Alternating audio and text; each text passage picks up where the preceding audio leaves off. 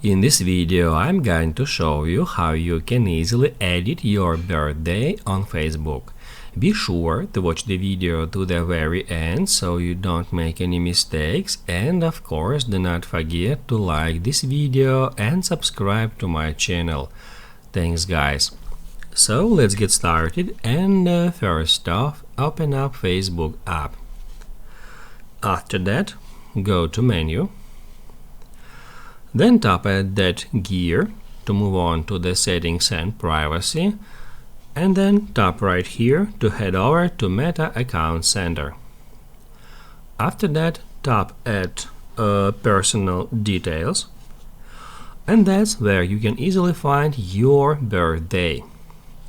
If we tap on it, we'll be able to edit it for each of our accounts associated with that Meta Account Center. To do that, tap at Edit, and then you will be able to change it. Just drag it up or down, change date, month and year, and once you're done with that, tap at Save.